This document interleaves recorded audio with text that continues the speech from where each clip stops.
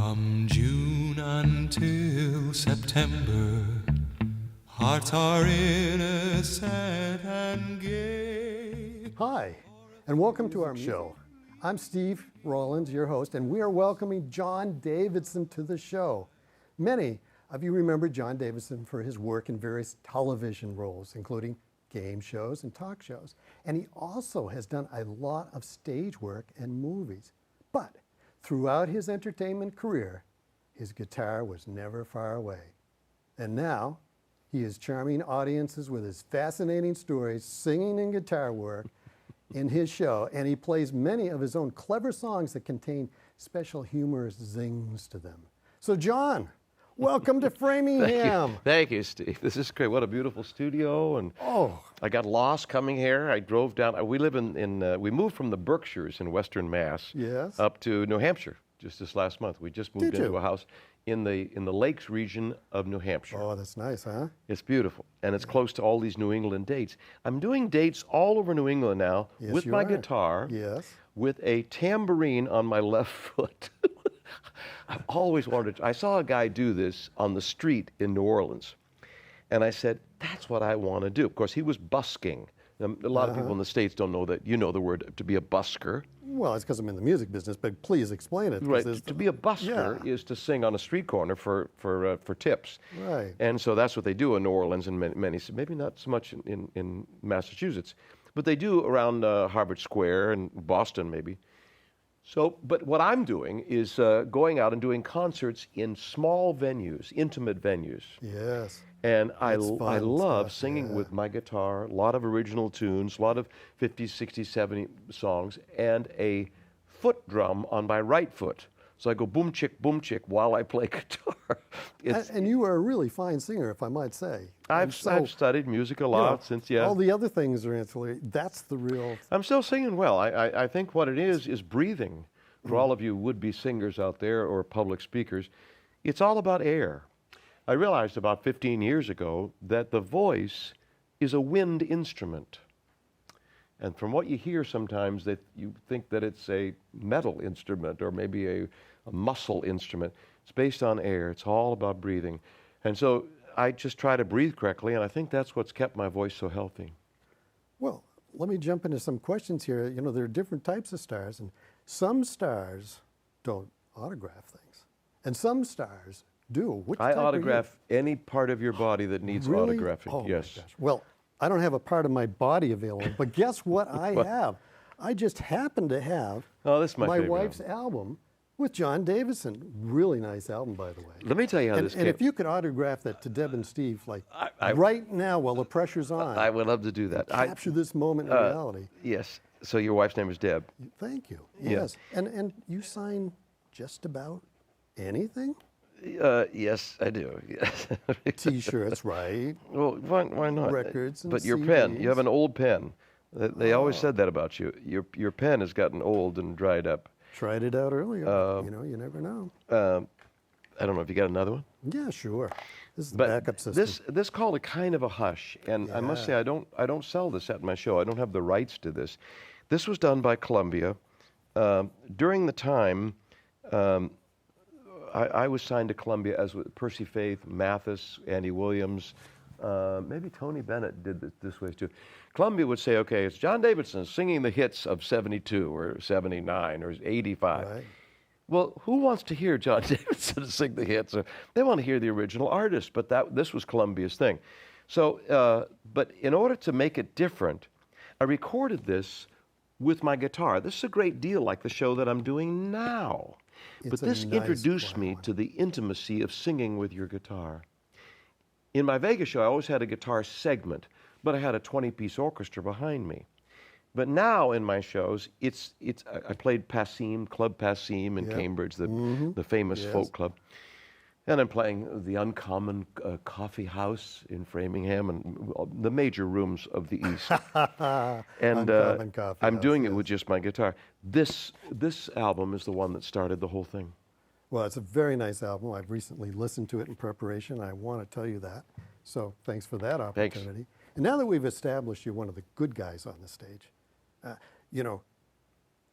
could we check and just see, every artist has just this little odd thing in a contract. You know, we want grapes in our dressing room, or we want a little, you know, sip of this. You wanted a rug on stage. Can you tell me why you want a rug on stage? No, I can't, Steve. But when I first started my career, I knew that I wanted to play the guitar someday, and so I took guitar lessons along with my singing lessons. And I even do Spanish songs in guitar and with guitar and original songs. I wrote a song called 70 Sucks, which is because Because the 60s were so great. Right? No, in my last birthday, I turned 75. Good for you. I turned 75, and so I do songs and jokes about getting older. So that's called 70 Sucks. Go ahead. Okay, I will. One thing you often talk about, so I want to bring it up here for our people here in Framingham, is that you are a minister's son. In fact, you wrote your own play, Father, Son, and Holy Ghost, and it was autobiographical about you as a minister. But I understand from reading somewhere else that both your parents were ministers, and I was thinking, wow, was it like really strict growing up as a kid? It was great growing up as a preacher's kid because you were on parade all the time. You were supposed to be the epitome of what a young, fine Christian boy should be. Oh, yes. And I was that when I got into show business, and I didn't have a ponytail then, and I came into the business very naive and very square, but very, very able to speak with people because of being a preacher's kid. So I'm thankful for that. But I went to college. I went to Denison University in Ohio, and they said, well, what do you want to be? In my sophomore year, I got to choose a major. And I had no idea of theater arts at that time. And I said, well, you know, I love my dad a lot. Maybe I'll be a philosophy major and go to seminary and be a preacher, you know. And I was sort of religious, but mostly to be closer to my dad. And I took 2 courses in the philosophy department. One was logic, basic logic, and the other was comparative religions of the world. Religions of the world and logic. And after these 2 courses, that pretty much did it for me. I've wrestled with religion throughout my life, but I became secular at that point and realized that religion is man-made because of man's fear we have all these fears, and rightly so. It's an awesome world. So I'm an atheist now. I'm I was going to member of follow a up group on that, called Openly Secular. You might look it up on the internet. So there you have it, folks. John Davidson has come out, and he's announced to the world. Yes. He's secular. There are many ways to come out, and I've come out as openly secular, yes. By golly. Well, a couple of years ago. Yeah. You made a video. If people want to go online, there are a lot of videos with John on, and they're all interesting, and he's got one on this very subject. So if you want to But I touch don't base dwell on that in my show. I hasten to say that I'm an entertainer. My show is to entertain and to service the crowd. I'm an entertainer, and I might say I'm secular in passing, and I do a lot of jokes about being a preacher's kid. Yes. But I don't sell. I'm not trying to convince anybody of any philosophy. That's part of the process. But you are a great entertainer, and we'll have trouble keeping cameras on you tonight, the way I've seen you move around. Oh, my goodness. But talking about the entertainment part, we've got to, of course, touch on Hollywood Squares and the $100,000 pyramid. And I've got to read you this quote. It's from Wikipedia, so you can correct it if it's wrong. But this is what you were like on your first run on Hollywood Squares. This is what they said about you. No one was more convincing at getting contestants to believe your ridiculous answers to questions posed by the host. John's answers were often prefaced something to the effect, I just read about it in the New England Journal of Medicine, and it was a fascinating study, and I've got to tell you, and then off you'd go. And the whole thing was to fool people into picking you, and you fooled them time and time again. There are several reasons for this. First of all, I'm a big fan. I was of Professor Irwin Corey. Do you remember Professor Irwin Corey? He just passed away last year. He was an expert on absolutely nothing, but he could talk about everything. But he just knew, he was all babble. So I was sort of doing Professor Irwin Corey. And then I guess people know now that Hollywood Squares, even Paul Lynde, Joan Rivers, everybody, is given a joke. They can't give you the question. This was when Peter Marshall was the host. I was the host, the second host of Hollywood Squares, and then the third host is Tom Bergeron. And my center square, Paul Lynde was Peter Marshall's center square. My center square was Joan Rivers, and Tom Bergeron had Whoopi Goldberg for a while. So all these people are given a joke.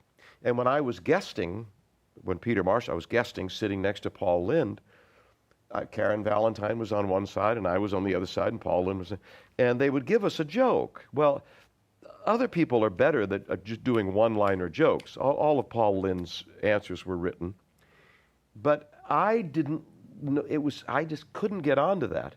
So I decided I will make up stupid answers and try to fool people. So that was my way of being funny. That's all it was. Hollywood Squares was a great chance to meet other people in the business. Yes. Like a big party. We made all 5 shows in one day. We changed shirts. All you had to change was wear the same pants, but would change shirts.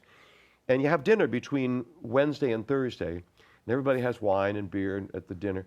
So if you want to watch those shows like Wheel of Fortune, Jeopardy, Hollywood Squares, all those other, Price is Right, what's the one where the letters, I'll buy a vowel.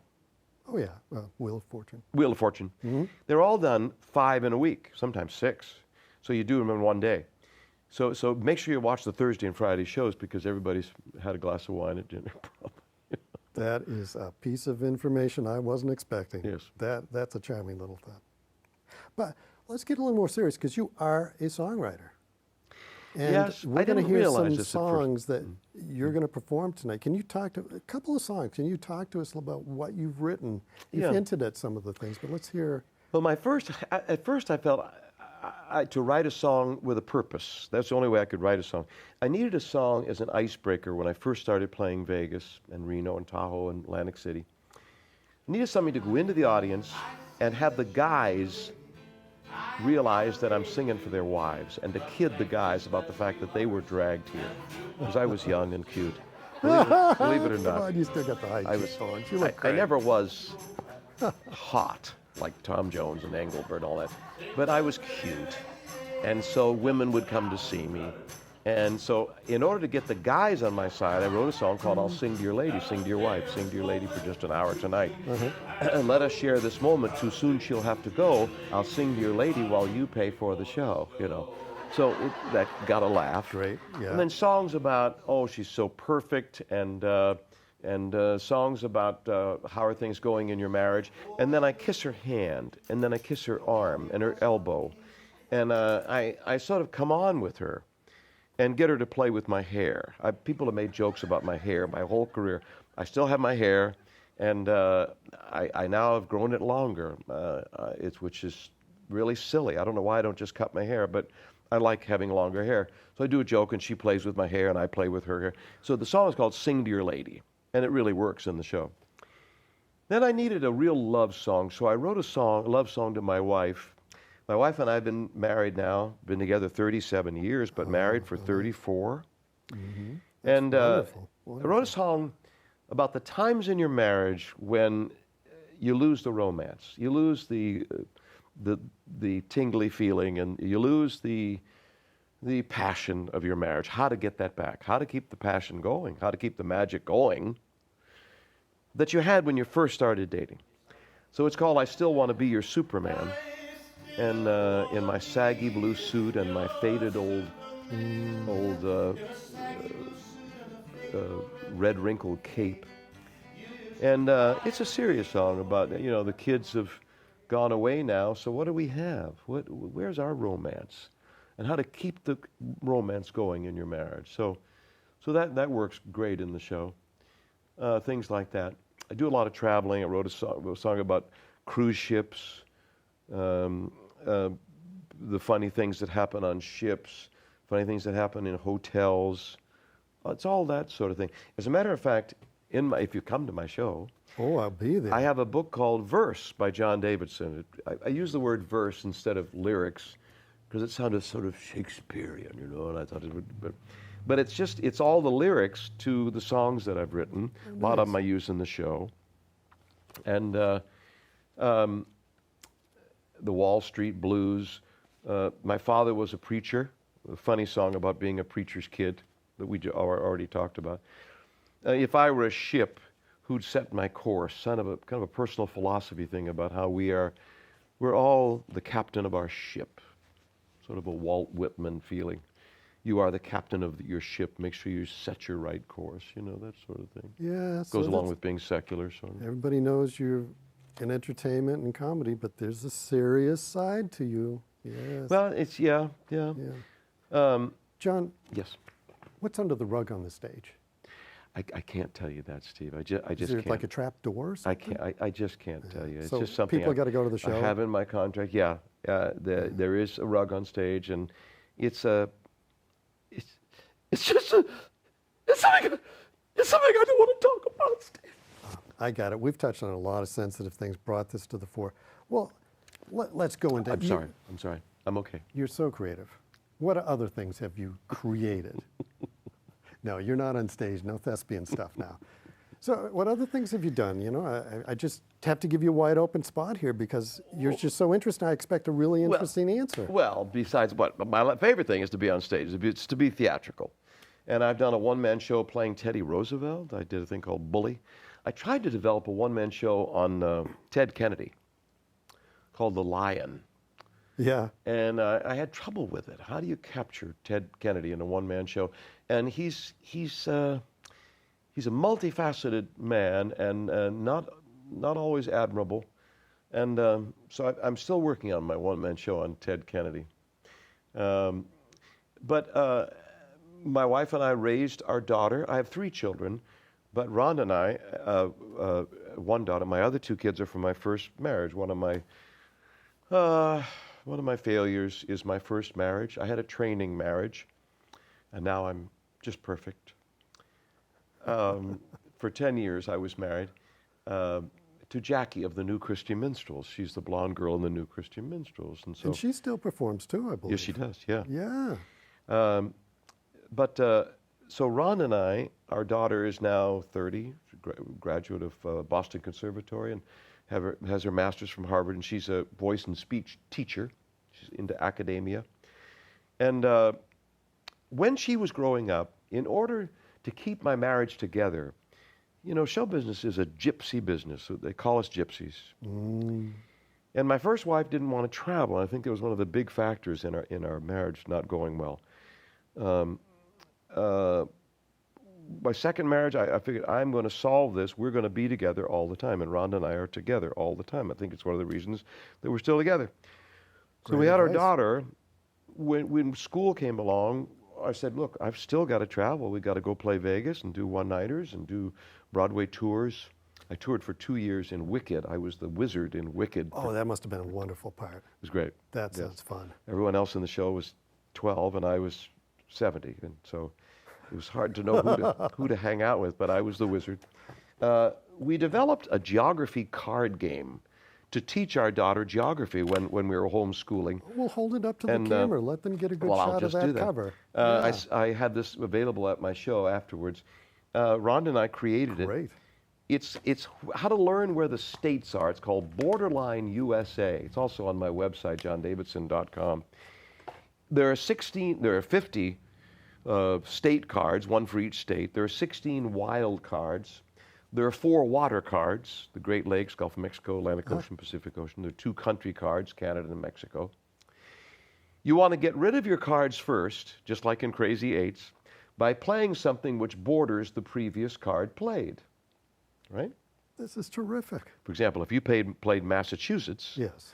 If I had either Vermont, New Hampshire, Atlantic Ocean, Rhode Island, Connecticut, or New York, I could play on Massachusetts, right? How do I know what borders what? On the back of each card, there's a mini map that shows you what borders that state. I just happened to pick up the Alabama card. This is the back of it. You probably can't see that, but it shows you in red Alabama and everything that borders Alabama, but nobody else has that map. So it doesn't just teach you geography. It doesn't just test you on geography. It teaches you. Well, it's clever, if I can comment, that because it keeps a person focused on exactly what you want them focused on. Yeah. It doesn't show you all the states, just you look at that map all the time.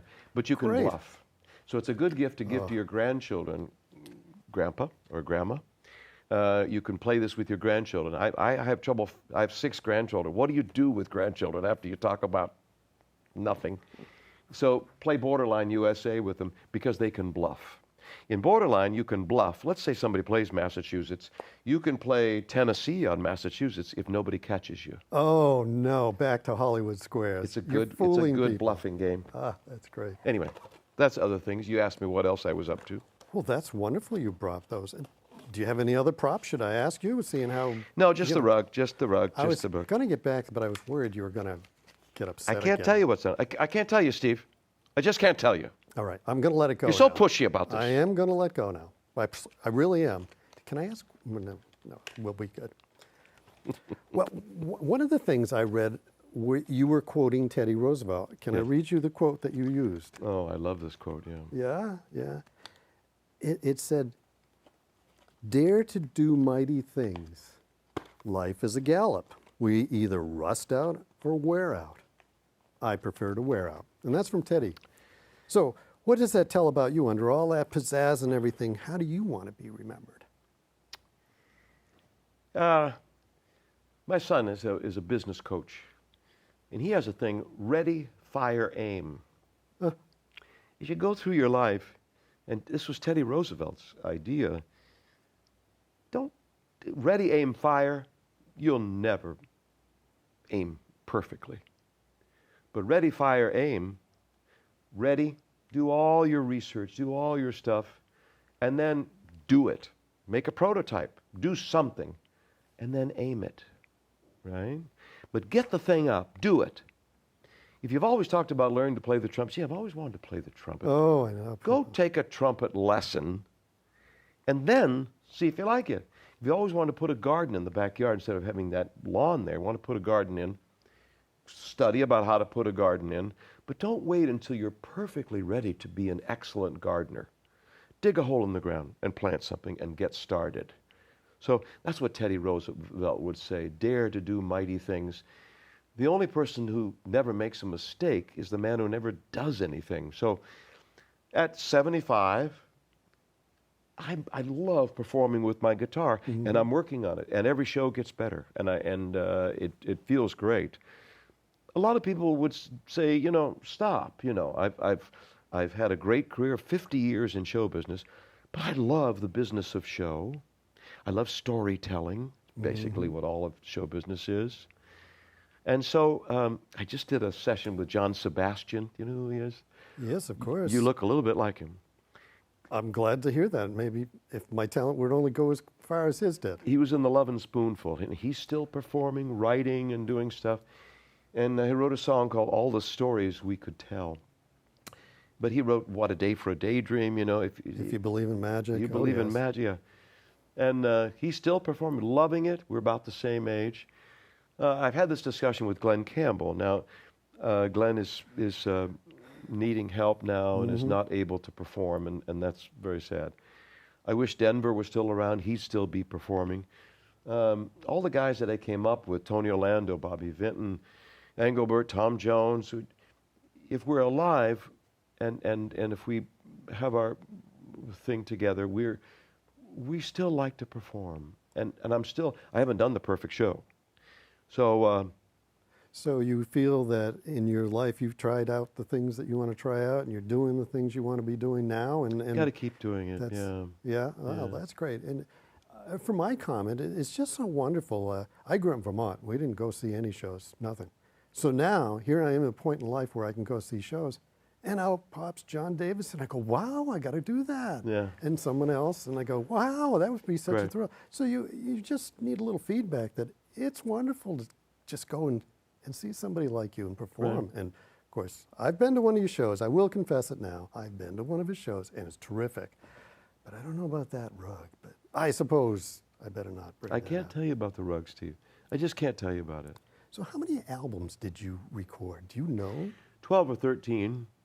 I'm still trying to find that hit record. I'm doing a song in my show that might be. Oh, good. This is good. Which song is this? It's called Take You Back Again. And it's a country song, and it's very strong. Could I ever have a hit record at this age? I mean, a good buddy of mine I haven't seen him in years, but he was a good buddy.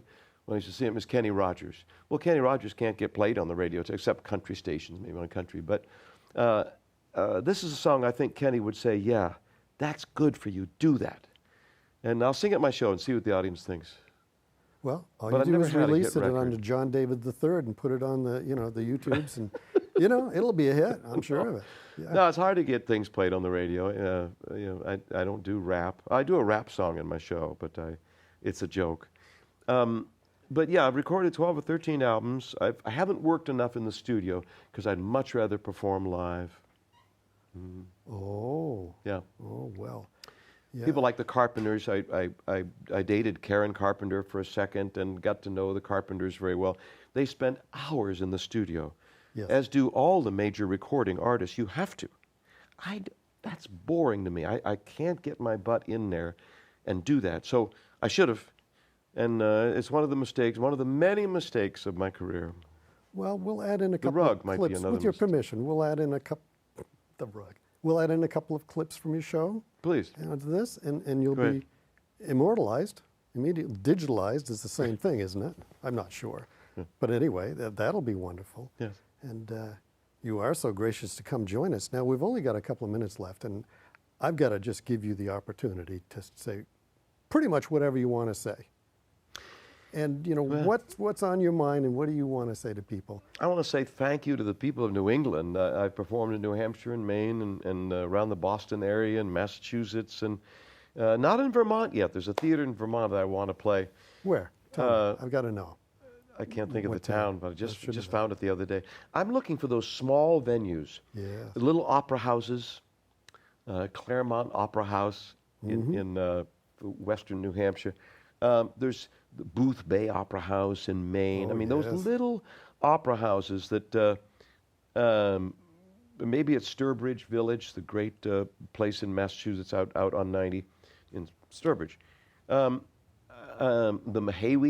Mahawi Theater in Great Barrington, these little jewel of a theaters that have been saved, and some coffee houses, some folk clubs, There's a lot of them around.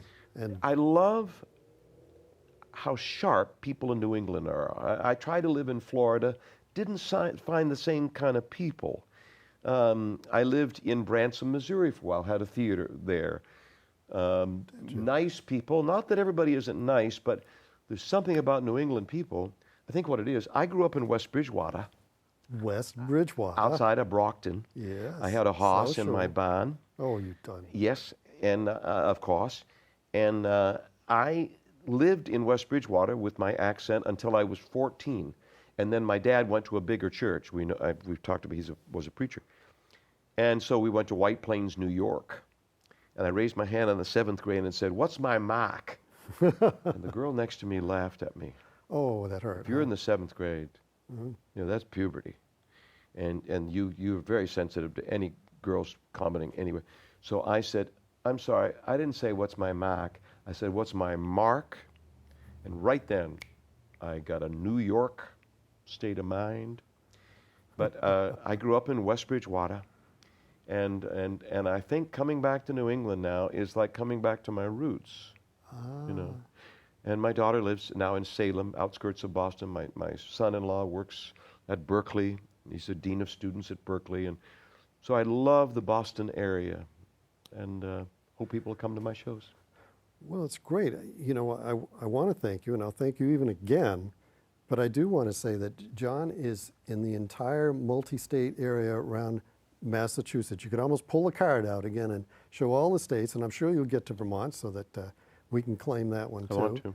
And so he's very actively performing. You can easily get hold of him. We have a show tonight with him, or he has a show tonight with us, and we've sold more tickets in advance than we ever do, so we know it's going to be a great show, and looking forward to that. And so that's where we are in this interview, John. We're going to bring it to a close. Thanks, Steve. We're going to thank you very much for all your time and effort. And I'm going to tell you what the rug is for. Oh, okay, I'm having a moment here. Let me grab hold of the chair and you Get go a right hold of ahead. yourself, Steve. Get a hold Yeah, of yourself. all right. The rug is so I can fall down on the stage, and I often do, Oh, and talk about getting older. It's a Bette Midler bit. Bette Midler falls down on the stage. First of all, I'm all radio mic, so I walk through the audience, I walk all over. But so I can lie flat out on the stage and say, I don't want to be 75 years old. Now, I may not even do that tonight because it's a very small stage where we are, but that's why the rug is there. It is not a sexual thing, Steve, as I know you were hoping it would be, because this is all you have now is just to talk about it. Why? What type of thing reminds you of under the rug sexually? I don't. But I don't. I just made that up. I'm just babbling, Steve. I don't know. You can cut that out. You can cut that out later. Thank you for having me. It's a pleasure being had. We'll be right back. John, thank you very much from Framingham Access TV and Uncommon Coffee House and all of Framingham. Wonderful to interview and talk with you tonight. You're great. Thanks. And your summer love will last. And your summer